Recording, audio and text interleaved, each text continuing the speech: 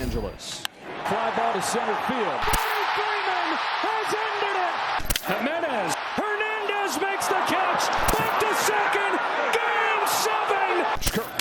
That's to the back. Over to first to beat the champ. The Dodgers stand tall and win back-to-back titles. We just witnessed one of the greatest World Series matchups of all time. Shohei Ohtani did his thing. Yoshinobu Yamamoto was unbelievable. Trey Savage was dominant. Vladdy Guerrero had an incredible postseason. George Springer, the legend, grew even larger. Even in defeat, the Toronto Blue Jays proved that they're going to be contenders for years to come. And the Dodgers, well, the Dodgers might have proved us all wrong because they didn't kill baseball. They actually might have just saved it. But before we get into the video, we're on the road to 50k subscribers, so if you haven't already, please subscribe, turn on those notifications, and we're giving away a jersey to anyone who is subscribed with notifications on. A new winner is announced every single upload. With that being said, this upload's winner is at EricYay6722. Thank you so much for the support. Now, before I talk about the series, I want to take this second to just pat myself on the back real quick because I'm not gonna lie, I got a couple things right about this series. They don't even need to necessarily score off of the Dodgers starting pitching. They just need to work the counts, get the pitch count up, and get to the bullpen. Now, it doesn't take a genius to know the Dodgers' weakness was their bullpen, but man, was I right about how the Blue Jays needed to work their starting pitchers. Game 1 was the epitome of this, as LA went up 1-0 early, but after forcing Blake Snell out of the game in the 6th inning, Toronto unleashed 9 runs to win Game 1. Swinging a liner, through into left center, in to score IKF. Game 2 also showcased how important it was for the Jays to get to LA's bullpen, as Yoshinobu Yamamoto tossed a complete game 1-run gem. Game 3, on the other hand, was a complete anomaly. As we all know, Game 3 was an 18-inning classic that tied the record for longest World Series game of all time. But here's what you didn't know about that game. The Jays and Dodgers used a combined 19 pitchers. Shohei Ohtani tied the record for most times on base in any MLB game. Freddie Freeman became the first player in MLB history to have multiple walk-off homers in the World Series. And oh yeah, the Dodgers now hold the record for most pitchers used in a World Series game. To say Game 3 was historic would be an understatement, because if the Guinness World Record book was in attendance, they'd have a field day and write a whole chapter about a single game. That was a huge loss for Toronto in Game 3. But seeing as they came out and outscored Los Angeles 12-3 in Games 4 and 5, I'd say they moved on pretty quickly. Also, how about Trey Savage, guys? This 22-year-old phenom has been lights out this entire postseason.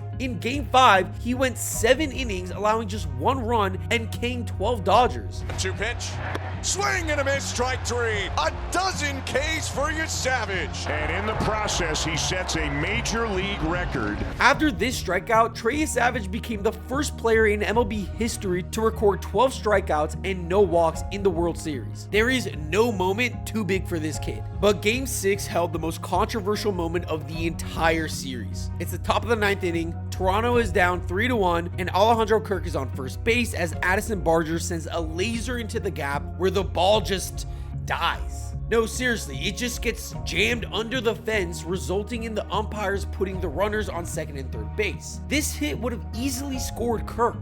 Instead, he's standing on third. Now, no biggie, right? The Jays still have 0 outs and tying runners in scoring position. They could be World Series champions right here, right now. Well, instead, Ernie Clement would pop out and Andres Gimenez lined a ball to left field where Barger would promptly be doubled up on the throw to second base. It was insane. And before I get into the dead ball controversy, I need to know what Addison Barger is thinking here, because this ball was never going to hit the ground. It wasn't even a close play. Why on earth is he already halfway down the line? But I can hear it now. Uni, that shouldn't even matter. That ball wasn't dead. Barger should have been on third base.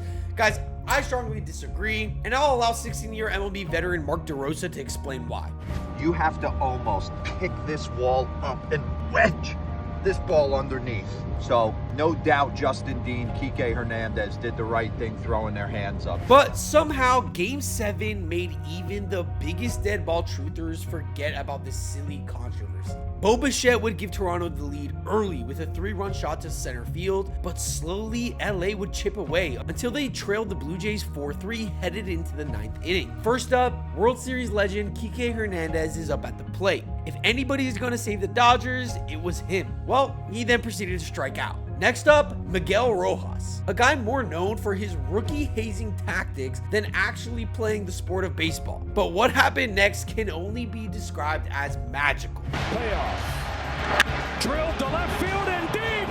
No way! Just like that, Miguel Rojas, of all people, tied the ball game. And you want to know what's even more insane? In the bottom of the 9th, Yoshinobu Yamamoto comes into the game. This is the same guy who pitched nearly 100 pitches the night before. The same Yoshinobu Yamamoto that won the Eiji Samayara Award over in NPB 3 times. He'd somehow force extra innings, but not before Andy Pages gave Dodgers fans across the nation a small heart attack with this leaping grab. Pages reaches up and makes the catch as he crashes into Kike. Yamamoto and the Blue Jays bullpen dueled in the 11th inning, where Will Smith finally broke through, giving the Dodgers their first lead the entire game with a long solo shot. What Yamamoto did next was stuff you only see in a video game.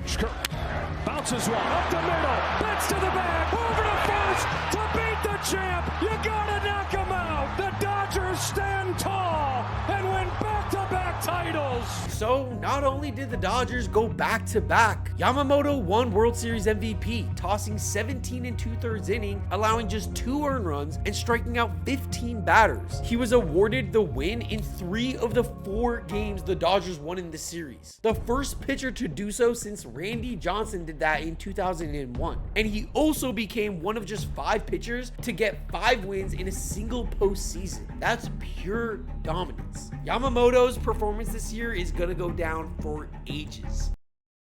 Before I talk about the Dodgers and how special this Blue Jays team was and what this means for baseball, I just want to take this time to apologize to the Dodgers. I hated on them this whole year. I said if they win the World Series, it's going to be bad for baseball. They're going to ruin baseball and there'll be a league lockout. I mean, even Dodgers manager Dave Roberts agreed with me. I'll tell you, before this season started, they said the Dodgers are ruining baseball. Let's get 4 more wins and really ruin baseball. But I think this might be the one outcome where the Dodgers win and baseball wins at the same time. It's so easy to sit here and say that the Dodgers bought their championships or say that they pay for their talent, but no amount of money in the world makes Miguel Rojas hit that home run in the 9th inning. No amount of money makes Yamamoto throw 140 pitches in 24 hours. This Dodgers team faced real adversity. They had multiple times in this series where they could have quit. Hell, if they had quit, I wouldn't have blamed them. They just won the World Series last year and made it all the way back this year. That's already an amazing accomplishment. But to battle 18 innings in 1 game, to go to Toronto and win 2 games on the road, and to have a pitcher like Yamamoto who puts his body on the line to win titles, now that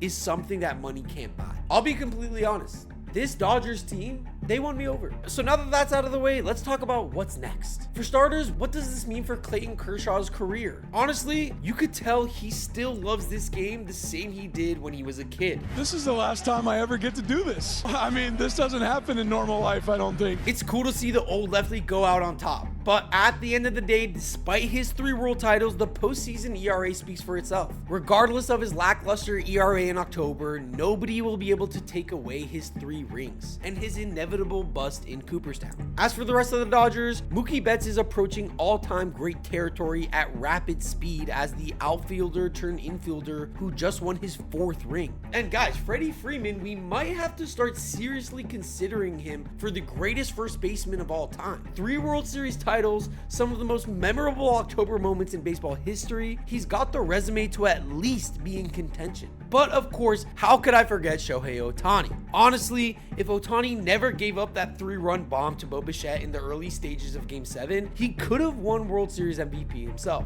The guy had a historic postseason this year, and as he begins to stack his rings, it's going to be hard to argue that he's not the greatest baseball player of all time. And I know that that's early to say, so I'm not going to say it yet, but I'm just saying Time will tell. This Dodgers team, led by future Hall of Fame manager Dave Roberts, are the first team in MLB to go back-to-back since the 2000 Yankees. They're special, but don't let that distract you from how special the Blue Jays are as well. Guys, this Blue Jays team scored the most runs of any team in postseason history. That's hundreds of years worth of teams not being able to score as well as the 2025 Blue Jays. Ernie Clement, a guy who seemed like a utility man in April, just broke the record for hits in a postseason. Vladimir Guerrero's slash line was historic. George Springer continued to climb the postseason home run ladder. Trey Savage was elite every chance he had. This Blue Jays team was not bad. In fact, I'd say they'd win the World Series against any other team. So when Blue Jays manager John Schneider said this, it really hit hard.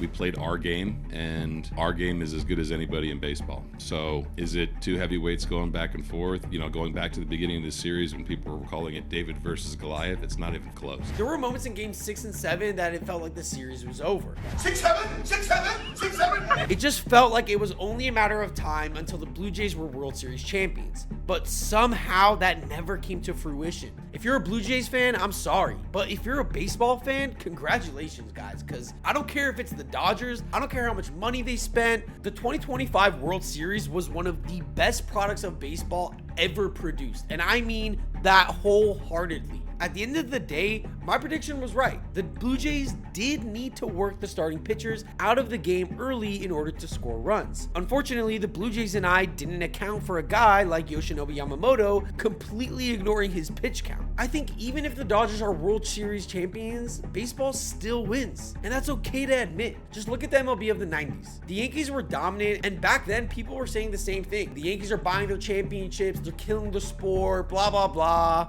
You know what happened next? Baseball experienced one of its biggest booms in its history. And I know Jeff Passan came out and said the Dodgers winning the World Series is going to cause a lockout even more, but I don't think he accounted for the World Series being this electric. It's hard to argue that the product we just witnessed isn't some of the best baseball ever played. But now that the World Series is over, what's next? Well, for starters, I fully expect the Dodgers to go all in on Kyle Tucker. I think if anyone realized it, their offense was a liability at times in the playoffs, and that's something they need to shore up. They're addicted to winning, and if that means handing out another $400 million contract, then so be it. They're going to do it. As for the Blue Jays, well, they have a lot of question marks going forward, mainly surrounding the middle infield. For example, what's the plan with Bo Bichette? How do they plan on reinforcing the rotation? And how do you solidify that bullpen? These are a lot of important questions, but I have faith that the Blue Jays can solve them. Guys, we forget the Blue Jays were a top 5 team in spending in MLB this year. They don't mind to spend money, especially if it means that they can compete for championships. I honestly wouldn't be surprised if the Blue Jays take this as a chance to capitalize on their success and spend even more this offseason. Ultimately, I think this World Series was great for the sport of baseball. We got an all-time product on the field. Literally one of the